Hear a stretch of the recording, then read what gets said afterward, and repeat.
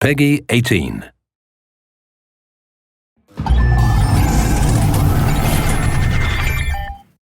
Hello everyone, I'm Colin Graham. I'm the animation director on Watch Dogs, and today I'm excited to present to you a vertical slice of the Watch Dogs free roaming experience. So actually, this is not a mission. Everything we're going to showcase today is completely systemic, and we're free to do as we please.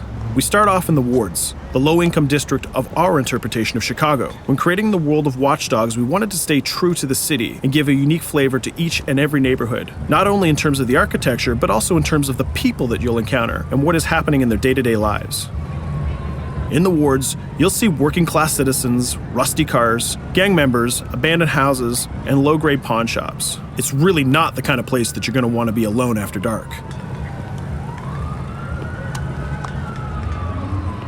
Nowadays, modern cities are increasingly managed by software, controlling traffic lights, electricity grids, and surveillance systems. In our version of Chicago, this management software is called CTOS, or the Central Operating System. The CTOS controls everything in the city, and it was created by the Bloom Corporation. Since the CTOS has been installed in Chicago, people get to work faster, the crime rate is dropped, and the communication networks are now more accessible and stable than they ever were before. It goes without saying that if everything is connected, somebody able to take over the system would be extremely powerful. At this point in the game, we don't have control over this district's CTOS system. The icons that you see over people's head mean that we cannot hack into their mobile devices at the moment. We need to find the CTOS control center, install a backdoor virus into the system to take control over all of the infrastructure in this district. There it is, the CTOS control center.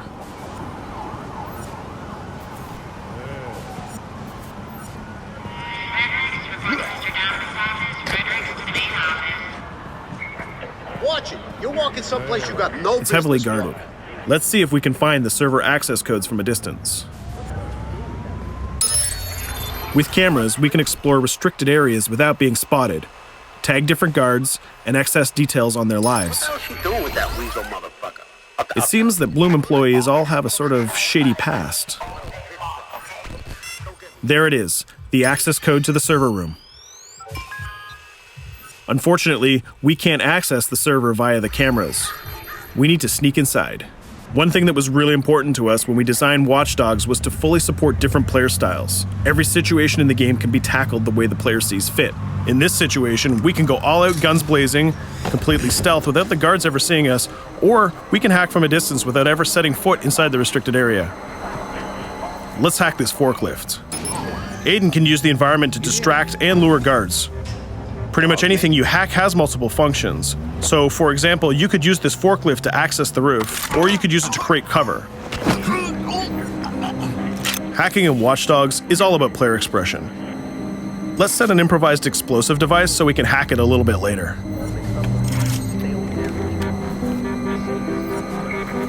You'll also notice Aiden's low-profile stance. This indicates when the guards are unaware of our presence. We'll try to reach the upper level of the building to see if we can gain a vantage point over our opponents. Everything in the environment can be hacked, so we're going to make some dynamic cover. That's how you spend a day off. Some quality meat. We'll use this forklift to lure the guard towards our IED that we set earlier. Let's see how this plan unfolds. You're working them on.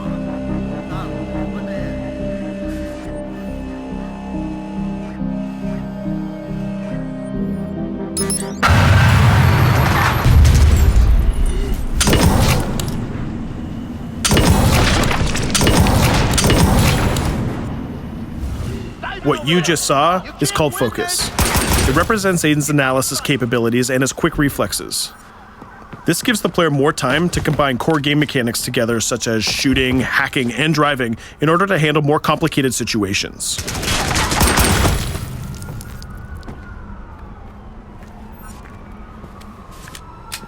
Now we can access that control room.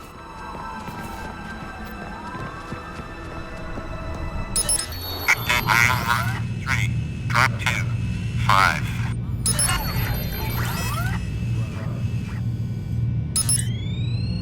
Now we'll be able to hack all of the devices connected to the CTOS within the districts. Thousands of cameras, traffic lights, the electricity grid, and most importantly, all of the citizen information profiles. We can also benefit from the Chicago Police Department crime prediction system, which uses facial and pattern recognition to spot potential criminals or potential victims. Since this is a pretty rough neighborhood, I'm pretty sure we're going to stumble on some suspected criminal activity pretty soon. And there it is. The system just pushed an alert of a potential crime. We can see the system trying to triangulate the location on our minimap. Take note, this isn't a mission. This can happen anywhere at any time. We've just spotted a potential victim. It's always up to the player if he wants to investigate or not, to take action or not. So let's see how this turns out. Yeah, you're right. Could I just...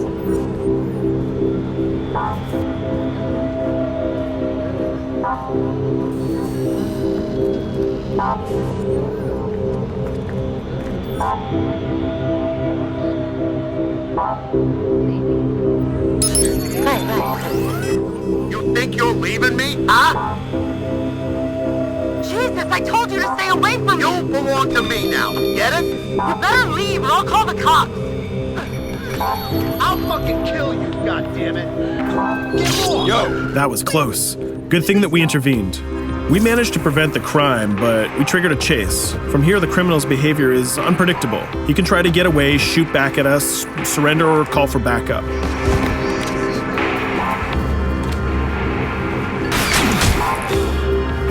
It seems like he decided to get away by car. Let's chase him down. In Watch Dogs, we have a wide variety of vehicles. Each one of them has their own unique properties and handling. Let's see how we can use the CTOS to our advantage to neutralize this criminal and leave the cops to deal with him later.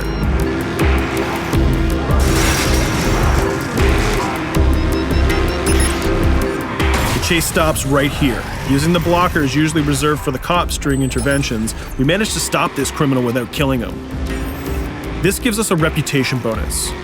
This system is at the core of the Watch Dogs experience. Depending on how we handle different situations in the game, the media and the citizens will have a different perception of our hero, whether he is a true vigilante or a reckless criminal. This will have repercussions throughout the game.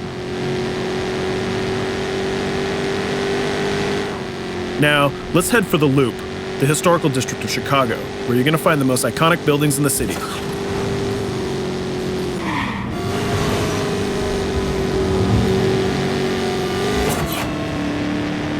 We're going to go to a gun shop to see what arsenal is available for players. The economy is a big part of Watch Dogs. Players will be able to grow their arsenal with weapons and craft their tools in order to increase their power and their hacking abilities.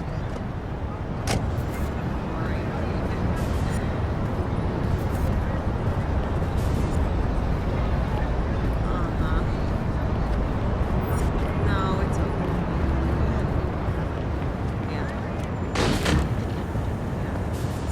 You will find all of the weapons that you would expect in a traditional shooter. Pistols, assault rifles, guns, sniper rifles, and grenade launchers, just to name a few. A lot of bullets were fired in our last encounter with the CTOS guards. Let's stock up on some more ammo. Finding everything.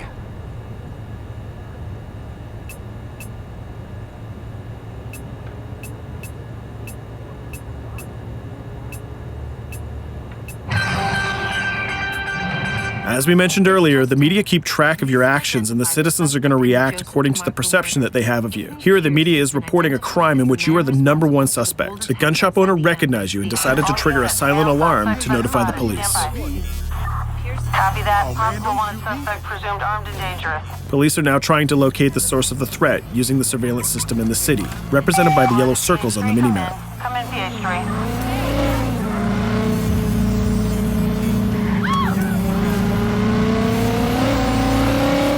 Aiden is able to stall their efforts by hacking into their communication systems while avoiding the scanning areas.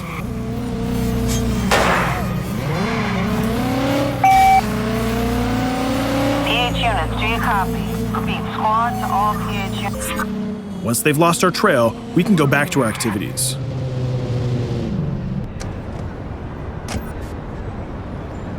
One thing that Bloom did to win over the population of Chicago with the CTOS project was to install free Wi-Fi hotspots throughout the city. Free Wi-Fi is cool, but not very safe with someone like Aiden Pierce around. Hacking into this box is going to give us access to every device that's connected to it. So let's see where that brings us.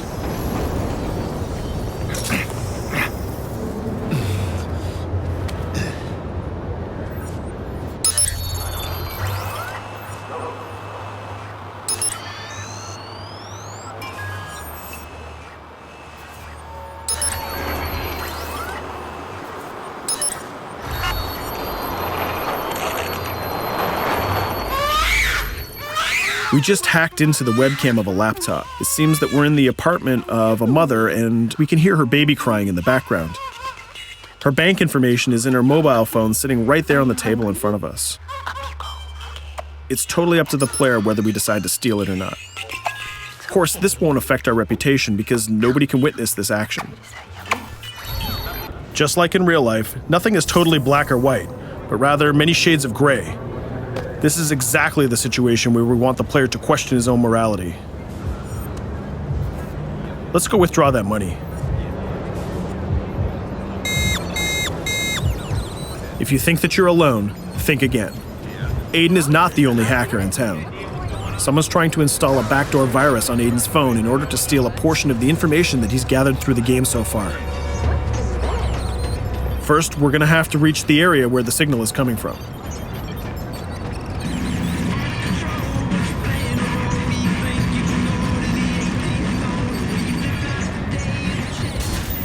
Using our profiler, we're going to try to identify the hacker before the installation finishes.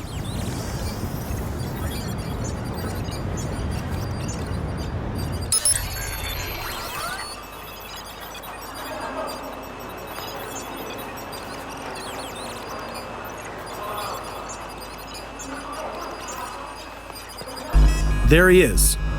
In Watch Dogs, things aren't always what they seem to be. This is actually another player that seamlessly came into our single-player experience. Let's not let him get away with this. We're going to teach this guy a lesson.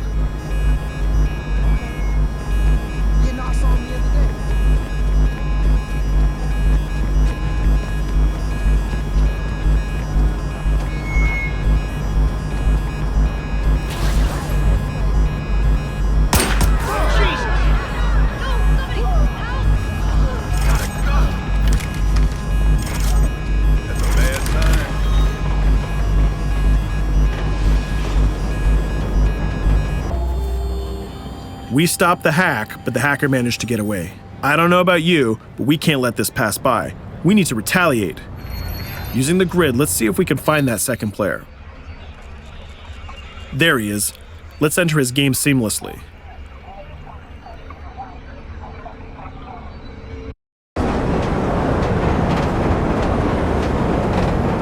The second player is not yet aware of our presence. If we act carefully, he might think that we're one of the many NPCs in the city.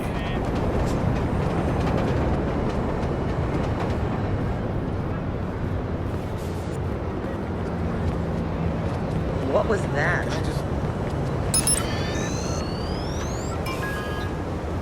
So let's find a place to hide and start hacking. What's going on?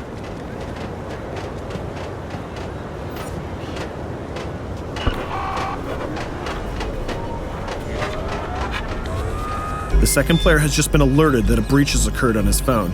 He's trying to find us using his profiler.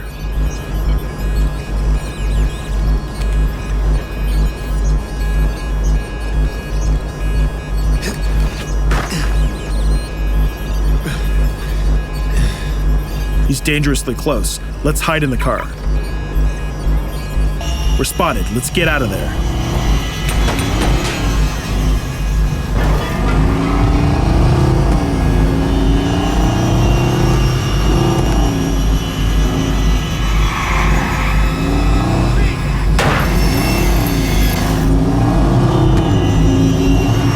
Let's set up an ambush right here. By dragging the other player back here into the alley, we make sure that no civilians get hurt during the firefight. We didn't succeed in hacking the second player, but we did get a little bit of revenge. So that's what we have time for today. We hope you enjoyed our quick gameplay session. Stay tuned for more about Watch Dogs.